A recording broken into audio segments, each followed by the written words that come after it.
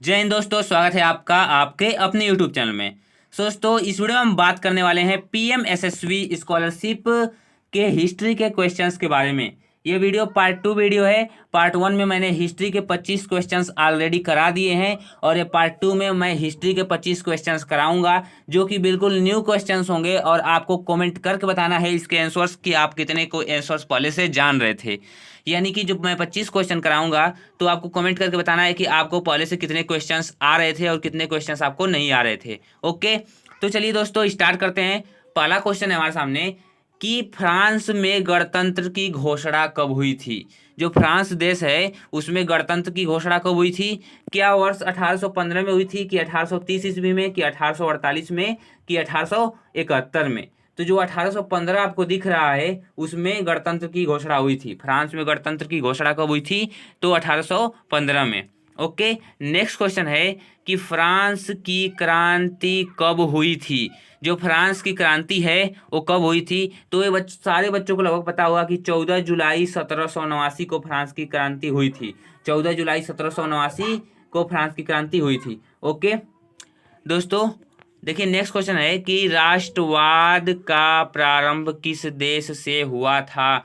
वह देश है, जिस देश से राष्ट्रवाद का प्रारंभ हुआ था वह कौन सा देश है बताइए। तो राष्ट्रवाद का जो प्रारंभ हुआ था वो फ्रांस से ही हुआ था, न कि जर्मनी से, ना ही इटली से और ना ही इंग्लैंड से। राष्ट्रवाद का प्रारंभ कहाँ से हुआ था? तो फ्रांस से हुआ था। नेक्स्ट क्वेश्चन है कि वियना सम्मेलन की मेजबानी निम्नलिखित में से किसने की? जो वियना सम्मेलन हुआ था उसमें जो मेजबानी कर रहा था यानी जो मेहमान नवाजी कर रहा था वो कौन था? क्या वो वेटरनिक था कि बिस्मार्क था कि काउंटी कैमिलो दी काबूर था? और एक है कि इनमें से कोई नहीं था। तो मैं आपको बता दूं कि जो वियना की मेहमान नवाजी कर रहा था वो मेटरनिक था, मेटरनिक ड्यूक था। इसने यूँ कहा था कि जब फ्रांस सीखता है तो पूरे यूरोप को सर्दी जुकाम हो जाता है। और ये क्वेश्चन 2022 में पीएमएसएसबी में आ चुका क्वेश्चन है कि फ्रांस सीखता है तो पूरे यूरोप को सर्दी जुकाम हो जाता है। कौन कहा था इसको? ओके, नेक्स्ट क्वेश्चन है कि जर्मनी के एकीकरण में मुख्य भूमिका किसकी थी? जो जर्मनी का एकीकरण है उसमें मुख्य भूमिका किसकी थी? तो क्या गैरीबाल्डी की थी कि विलियम प्रथम की कि नेपोलियन की कि ऑटोमन बिस्मार्क की? तो जो आपको ऑटोमन बिस्मार्क दिख रहा है बिल्कुल राइट आंसर है। इसी के द्वारा जर्मनी का एकीकरण हुआ था। करो या मरो का नारा किसने दिया था? ये तो बहुत फेमस है कि करो या मरो का नारा। क्या सरदार पटेल जी ने कि महात्मा गांधी ने कि सुभाष चंद्र बोस ने बाल गंगाधर तिलक में? छठवां क्वेश्चन आपके लिए छोड़ रहा हूँ, बिल्कुल सिंपल क्वेश्चन है। इस क्वेश्चन का आप आंसर कमेंट करेंगे कि करो या मरो का नारा किसने दिया था। ओके, आप कमेंट करके बताएंगे। नेक्स्ट क्वेश्चन है कि प्रथम विश्व युद्ध प्रारंभ हुआ था। इस क्वेश्चन को भी मैं एक बार करवा चुका हूं। तो इस क्वेश्चन का आंसर होगा 1914 से 1918 तक चला था विश्व युद्ध, यानी 1914 से प्रारंभ हुआ था और 1918 तक चला था। ये सारे डेट्स क्या हैं? गलत हैं। यानी कि राइट आंसर कौन सा इसमें? 1914 में जो प्रथम विश्व युद्ध था स्टार्ट हुआ था। नेक्स्ट 8वां क्वेश्चन है कि जलियांवाला बाग हत्याकांड किस वर्ष में हुआ? जो जलियांवाला बाग हत्याकांड है वो किस वर्ष में हुआ था? तो आप कमेंट करके बताएंगे इसको कि कब हुआ था जलियांवाला बाग हत्याकांड। क्या 1918 में हुआ था कि 1919 में हुआ था कि 1920 में हुआ था कि 1921 में हुआ था? तो जलियांवाला बाग हत्याकांड कब हुआ था? तो वर्ष 1919 में हुआ था। ओके, नेक्स्ट क्वेश्चन है कि भारतीय राष्ट्रीय कांग्रेस की स्थापना किसने की थी? क्या वल्लभ भाई पटेल ने की थी कि एयो ह्यूम के द्वारा? तो 1885 में एयो ह्यूम के द्वारा भारतीय राष्ट्रीय कांग्रेस की स्थापना की गई थी। 11वां क्वेश्चन है कि दक्षिण अमेरिका का एल डोराडो किसके लिए प्रसिद्ध है? जो दक्षिण अफ्रीका है इसका जो एल डोराडो शहर है वो किसके लिए प्रसिद्ध है? क्या वह सोने के लिए प्रसिद्ध है कि हीरे के लिए प्रसिद्ध है कि कोयले की खानों के लिए कि इनमें से कोई नहीं? तो जो सोना वाला ऑप्शन है सोने के लिए, तो जो एल्डोराडो है वो सोने के लिए क्या है? प्रसिद्ध है। ओके, सोने वाला सोना नहीं, जो सोना आभूषण होता है उसके लिए प्रसिद्ध है। अफीम का निर्यात कहाँ किया जाता था? पहले जो अफीम होता था, अफीम जो कि एक मादक पदार्थ है, उसका निर्यात कहाँ किया जाता था? क्या ब्रिटेन में किया जाता था कि चीन में कि बर्मा में कि फ्रांस में? तो मादक पदार्थों का जो अफीम था उसका निर्यात कहाँ किया जाता था? तो चीन में। ओके, नेक्स्ट क्वेश्चन है कि 13वां क्वेश्चन है कि महामंदी का प्रारंभ किस वर्ष हुआ। जो महामंदी, आर्थिक महामंदी थी, आप लोगों ने पढ़ा होगा, जो आर्थिक महामंदी थी, ये सारे क्वेश्चन क्लास 10th के होते हैं जो एसएसबी के एग्जाम में आते हैं। तो आप आसानी से इजीली कर सकते हैं सारे क्वेश्चंस को कि महामंदी का प्रभाव मतलब प्रारंभ किस वर्ष हुआ था, क्या 1919 में हुआ था, कि 1929 में हुआ था, कि 1924 में, कि 1930 में।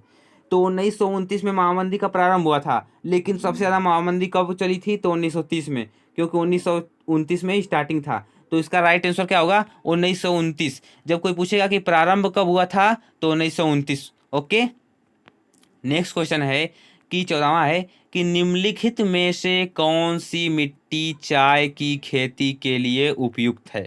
तो आपको पता होगा कि जो चाय होता है असम साइड होता है। तो असम साइड कैसे होते हैं, पर्वतीय मिट्टी पाई जाती है, क्योंकि पर्वत होते हैं तो जाहिर सी बात है पर्वतीय मिट्टी पाई जाएंगे। तो जो पर्वतीय मिट्टी है इसमें राइट ऑप्शन है। काली मिट्टी किसके लिए, गन्ने की और कपास की खेती के लिए होती है। जलोढ़ मिट्टी भी उपजाऊ होती है और लाल मिट्टी भी, लेकिन जो पूछा है कि चाय की खेती के लिए, तो पर्वतीय मिट्टी राइट ऑप्शन है इसमें। ओके, अब नेक्स्ट क्वेश्चन है आपके सामने कि इनमें से किस राज्य में काली मृदा पाई जाती है। जो काली मिट्टी होती है वो किस राज्य में पाई जाती है, क्या झारखंड में पाई जाती है, कि राजस्थान में, कि गुजरात में, कि बिहार में। तो जो काली मृदा होती है किस में पाई जाती है, तो गुजरात में। काली मृदा गुजरात में पाई जाती है। ओके, 16वां क्वेश्चन है कि नेपाल में लोकतंत्र की स्थापना कब हुई थी। जो नेपाल होता है, जो नेपाल देश है, उसमें लोकतंत्र की स्थापना कब हुई थी। क्या वर्ष 1905 में हुई थी, कि 1914 में, कि 1900 मतलब कि वर्ष 2006 में, वर्ष 2015 में। तो जो वर्ष 2006 है ये राइट ऑप्शन है, कि वर्ष 2006 में नेपाल में लोकतंत्र की स्थापना हुई थी। 17वां क्वेश्चन है कि मानव सूचकांक का संक्षिप्त नाम क्या है। जो मानव सूचकांक है उसका संक्षिप्त नाम क्या है। क्या एचडीएफ है, कि एचडीआई है, कि एचडीएफसी है, कि यूएनओ है। तो जो एचडीआई आपको दिख रहा है ये मानव सूचकांक का संक्षिप्त नाम है। ओके, 18वां क्वेश्चन है कि मानव विकास रिपोर्ट 2018 में भारत का कौन सा स्थान प्राप्त हुआ था। यानी जो मानव विकास रिपोर्ट है वो 2018 में निकला था, तो जो भारत को चौथा स्थान प्राप्त हुआ था। तो क्या 125वां, 124वां, 129वां या 130वां।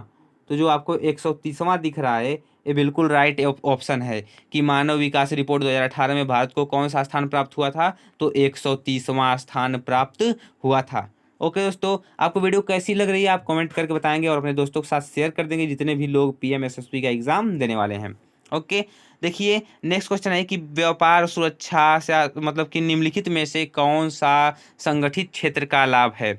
ओके, क्या व्यापार सुरक्षा, स्वास्थ्य सुरक्षा, रोजगार और सुरक्षा। इसमें जो सही ऑप्शन है रोजगार की सुरक्षा। ओके दोस्तों, मैं आपसे कभी चैनल को सब्सक्राइब करने के लिए कहता हूँ लास्ट में, इसीलिए दोस्तों आप चैनल को पहले से ही सब्सक्राइब करके रखें ताकि कोई भी वीडियो बनाऊँ तो आपके पास इसकी नोटिफिकेशन जाती रहे। ओके, देखिए 20वां क्वेश्चन है कि उद्योगों को किस क्षेत्र में सम्मिलित किया गया जाता है। जो ये उद्योग होते हैं इसको किस क्षेत्र में सम्मिलित किया जाता है, क्या प्राथमिक क्षेत्र में, कि द्वितीयक क्षेत्र में, कि तृतीयक क्षेत्र में, कि इनमें से कोई नहीं। तो देखिए दोस्तों सिंपल सी इसकी डिफिनेशन है कि जो प्राथमिक क्षेत्र का मतलब कि जो प्रथम चीज होता है, जैसे कि आप खेती कर रहे हैं तो प्राथमिक क्षेत्र में आएगा क्योंकि आप उसको खुद बो रहे हैं और खुद उगा रहे हैं। द्वितीयक क्षेत्र का मतलब कि जो बनी हुई चीज़ों से बना हो, जैसे कि आलू से चिप्स बनाना क्या होता है, द्वितीयक क्षेत्र में आता है। जैसे कंपनी वगैरह हो गए जो लोहे से कुछ मतलब बनाते हैं वे द्वितीयक क्षेत्र में आते हैं। ओके, तृतीयक क्षेत्र का मतलब होता है सेवा क्षेत्र। तो उद्योग किस क्षेत्र में आता है, द्वितीय क्षेत्र में, क्योंकि ये दूसरी बार इसका उपयोग किया जाता है किसी वस्तु को बनाने में। जैसे कोई बस आलू से चिप्स बना दिया तो कौन से क्षेत्र में आएगा, द्वितीय क्षेत्र में, और कौन सा है, उद्योग है। ओके, तो द्वितीय क्षेत्र इसमें सही होगा। 21वां है कि विश्व व्यापार संगठन की स्थापना निम्नलिखित में से किस वर्ष हुई। जो विश्व व्यापार संगठन आपको है पता है कब हुई थी उसकी स्थापना, क्या 1955 में, कि 1986 में, कि 2004 में, कि 2001 में। तो उसकी स्थापना हुई थी वर्ष 1955 में। वर्ष 1955 में विश्व व्यापार संगठन की स्थापना हुई थी और ये बहुत ही इंपॉर्टेंट क्वेश्चन है, आप इसको IMP कर लीजिए। ओके, चलिए नेक्स्ट क्वेश्चन है कि निम्न में से धात्विक खनिज है।